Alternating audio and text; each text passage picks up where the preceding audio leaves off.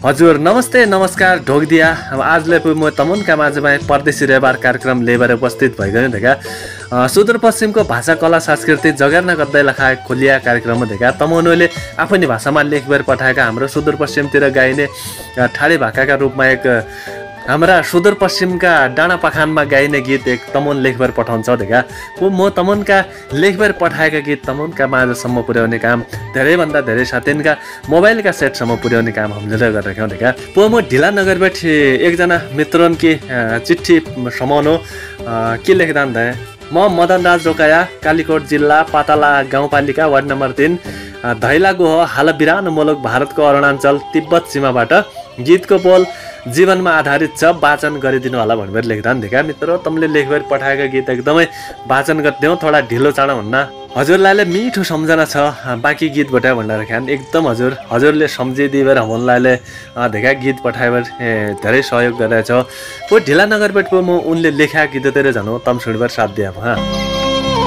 फल राम्रो सुन्तला दाना रुख राम्रो रहिसको दिन गया जवन ढल्के यही बाली बैसको दिन गया जवन ढल्के यही बाली बैसको कठै कठ बालापन ख्याल ख्यालमै गयो बैस दिन जानेछन् बालापन ख्याल ख्यालमै गयो बैस दिन जानेछन् परदेशी जवानी ढल्क्यो नभयो सोचे धन परदेशी जवानी ढल्क्यो नभयो सोचे धन कठै कठ जन्म दिने बाबा आमा कर्म आफै लेख्नु जन्म दिने बाबा आमा कर्म आफै लेख्नु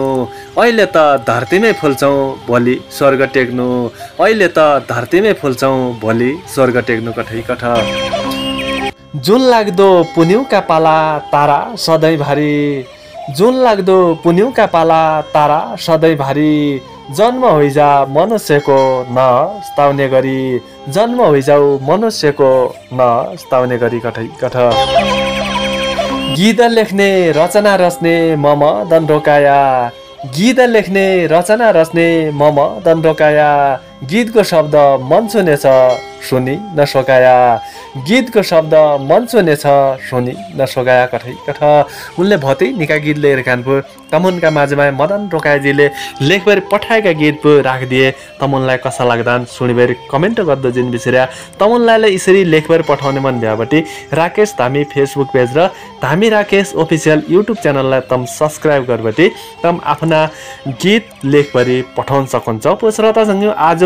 परदेशी रेबार कार्यक्रम तमुनलाई कसो लाग्यो यसरी अर्का दिनलाई अर्का साथिनका गीत लिएर आउने बाचा गरिबेट आजका कार्यक्रमबाट म बिदा हुनु नमस्कार।